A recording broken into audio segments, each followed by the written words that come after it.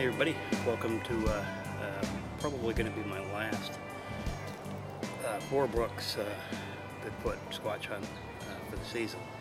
There's other places that I'm going to be going to that later on in the summer and towards fall offer better promise for finding some evidence, but we've had some pretty heavy rains. Some of you may be aware of our neighbors to the west of us actually got some snow. Parts of western Maine and northern New Hampshire got as much as 5 inches of snow, which was, pretty unusual, but not unheard of for Memorial Day weekend.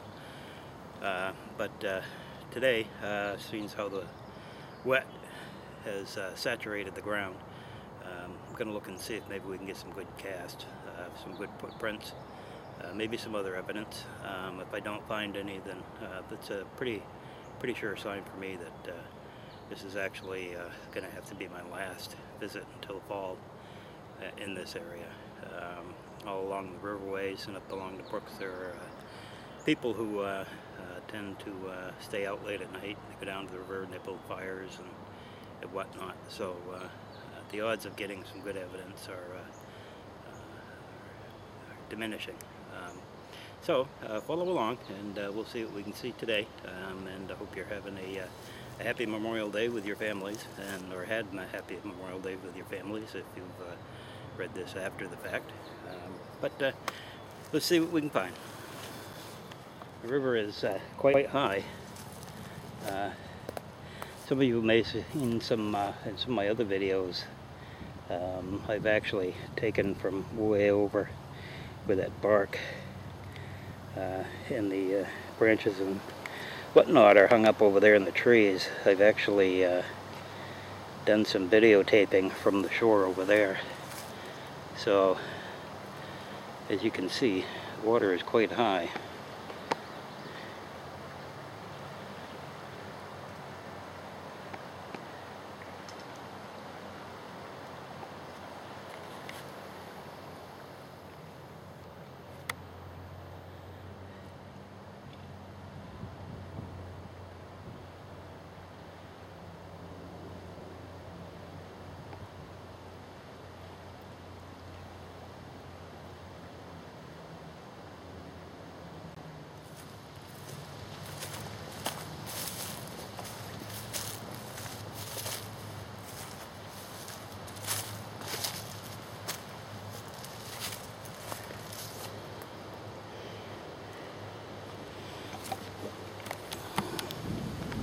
This area right in here that I'm going into is actually a good nesting potential.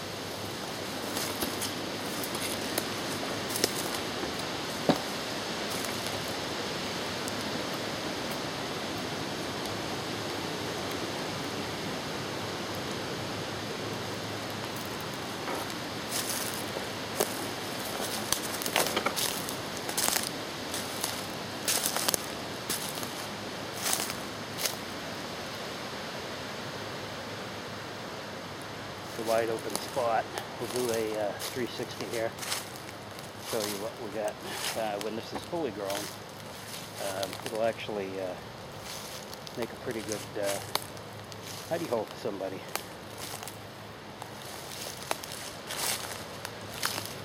This tree was gnawed down by some beavers, as you can see.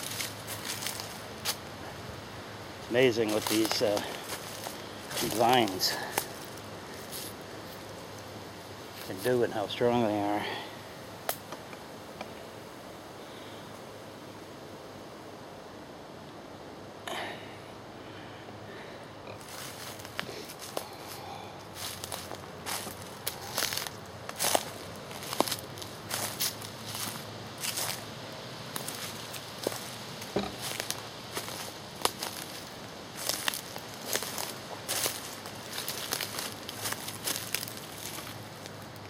This branch here is just sitting there.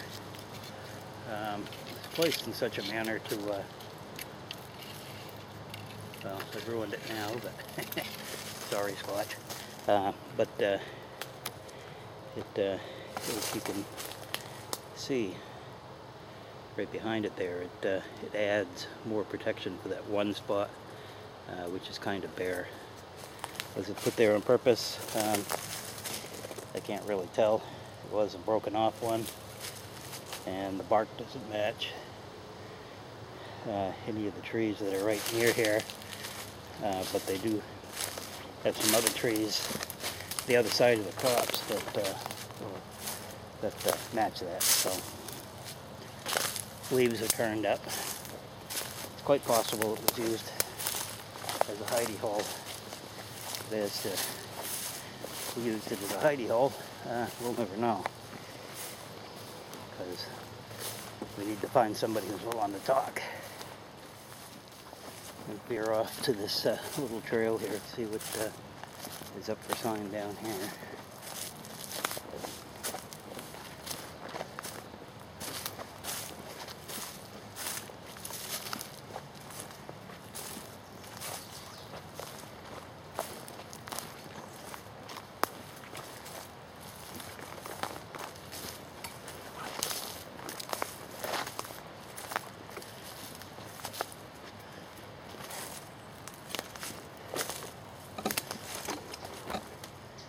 And we come along another little hidey hole with a nice neat pile of branches. And somebody's been messing with the debris from behind a nearby cemetery.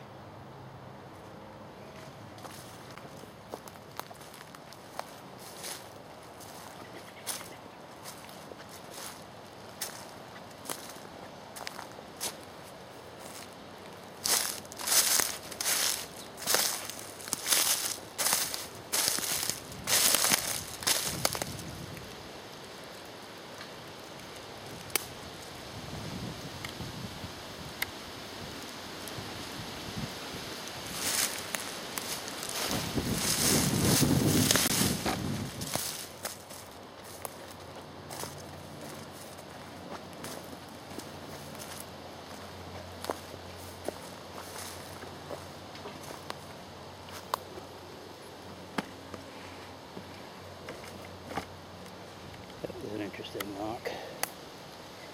These are the bottoms. Some of you may have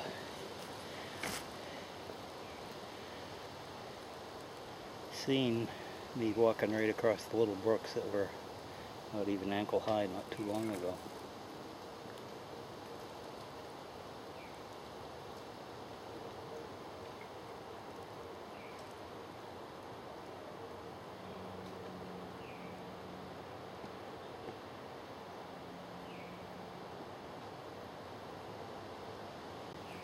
Interesting, I have a tree. This was not here last time. They took down these two green ones.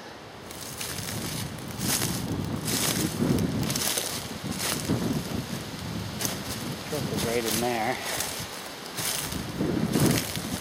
That's where it was uprooted.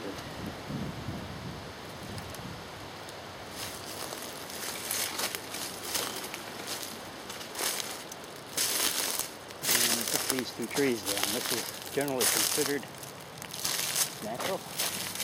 Happens quite often. But here's what concerns me about this one. This one, the end is gone. Snapped off, and it's nowhere in sight.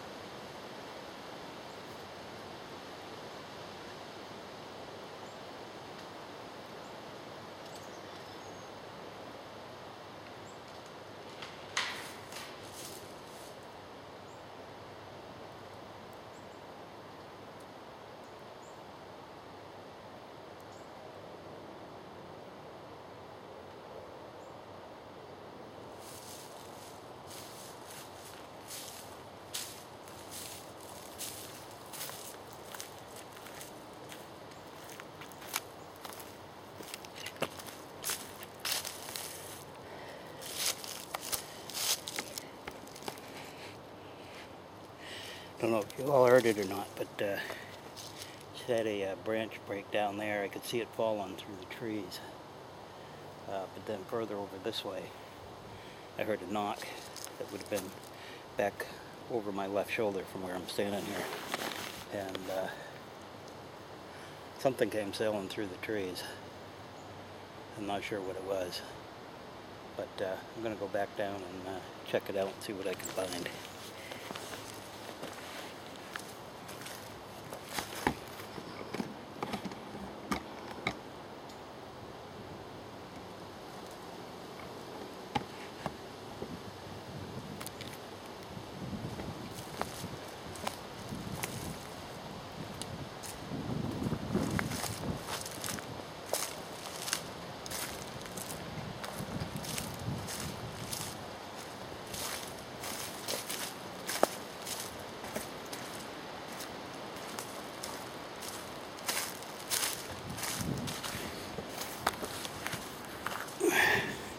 The branch was a reddish colored wood. I'm not sure what the species was from that distance, but not even sure if I can get it because the flooding in the bottomlands, but let's see what I can find.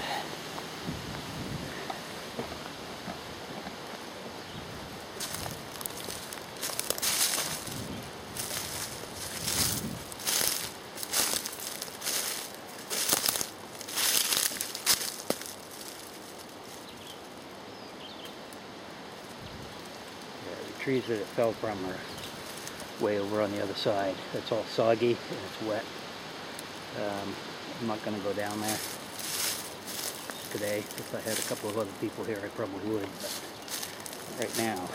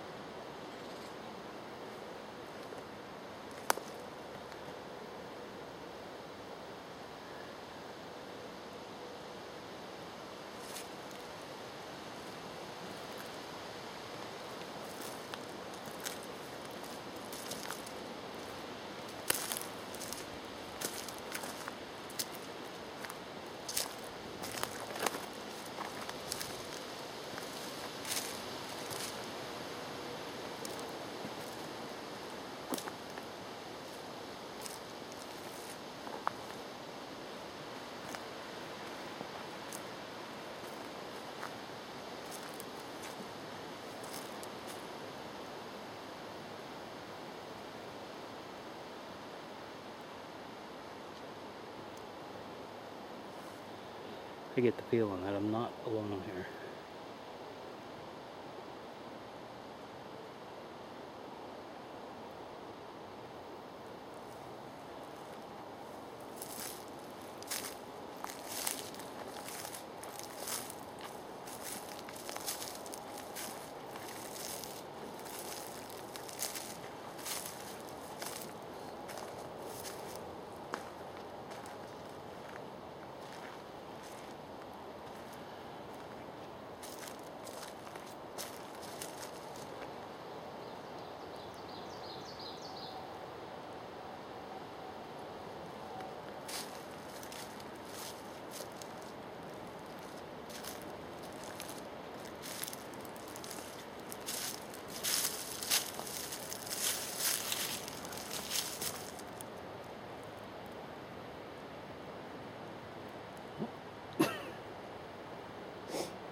seen that break when I came back through here a little while ago. I'll have to review the film and see.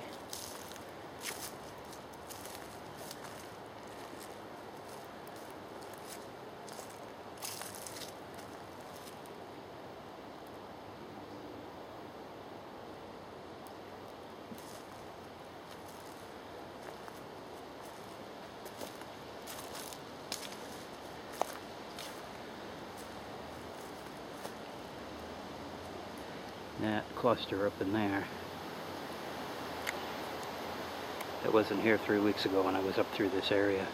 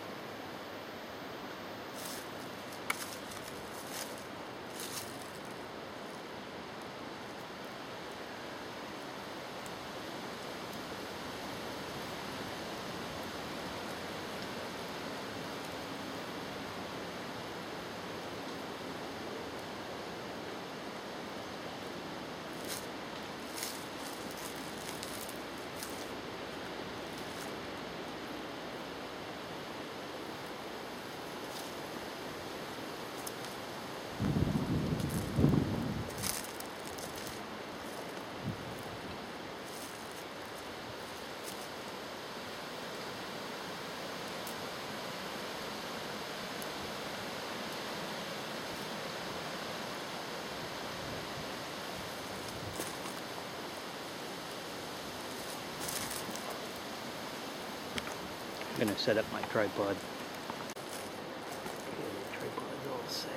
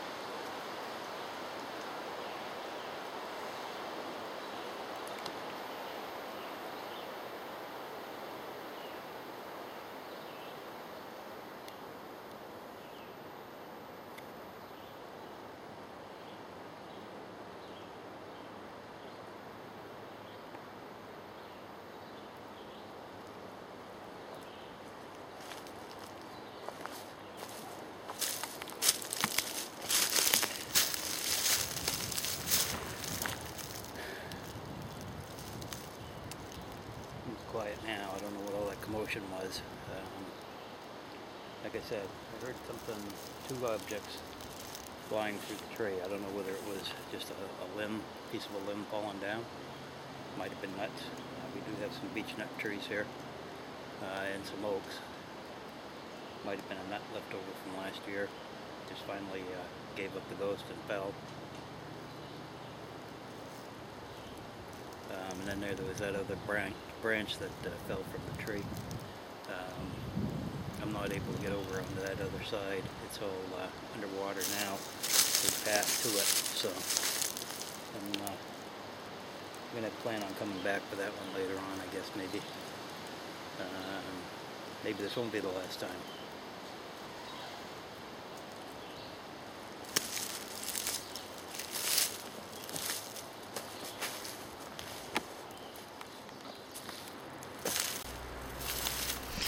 Hey everybody, thanks for joining me on my hunt today. Again, I guess this is not going to be my last visit to the Four Brooks area. There's actually quite a bit of commotion going on there today. We had what sounded like things being tossed through the trees. They were horizontal in sound, not like the typical nut when it drops from a tree. You could hear it flit through the trees from right to a left direction with a heavy thud. But every once in a while we come across something that we have a hard time dealing with when we're out in the field, and we see things and we hear things. I get to this one particular location here, and happen to hear some snapping and cracking of the twigs on the other side of the brook. I wanted to go see what it was, but the little brook or stream, whatever you want to call it, is about 20 feet wide and down at the bottom of a gully, and there was no way I was going to jump it. But my little camera here, video camera, just wasn't able to get close enough with the zoom to see what that was. I could have put it on digital zoom, but that would have pixelated the crap out of it. But and that's why it's so important when you're out hunting to have more than one tool available for gathering evidence. I also have a still camera, and with that still camera I was able to get a much better shot of it. This one here, if you look right between the X, go up a little more, you'll see a light colored. That's actually a broken stump. It appears that so it might have been hit by lightning, but again I couldn't get over there to be certain, but that's the appearance of it. But if you look above that, in that open space, you see that little gray face there. You know, with the naked eye from that distance, I really couldn't see for sure what it was. I knew it was something. So, you know, I zoomed in on that, and after I got home, I ran it through my program, and, you know, I did all kinds of things with it. I wanted to rule out that this was just not just a trunk of a tree or something else, but there are several things you can use once you learn how to use some of these editing programs to determine whether something is part of the picture or not. And usually the best way to do that is to try to change the coloring, and you can see where I've done that. I've posturized it and bipoled it and increased the raster and decreased it and all kinds of different things and boosted the gain. Bottom line is that's definitely a face in the tree. Don't know what it was, but I'm gonna go maybe it was a small baby Bigfoot, but I'm going to lean more towards either a raccoon or a possum. But here's some other still shots from that journey, and I particularly like this double tree bend here. It's kind of a strange happening that I came across, but I'll get into that again in another video there when I want to talk about some other stuff. But again, hope you enjoyed, and don't forget to comment, rate, and subscribe, and I'll see you next time on Bigfoot Tales.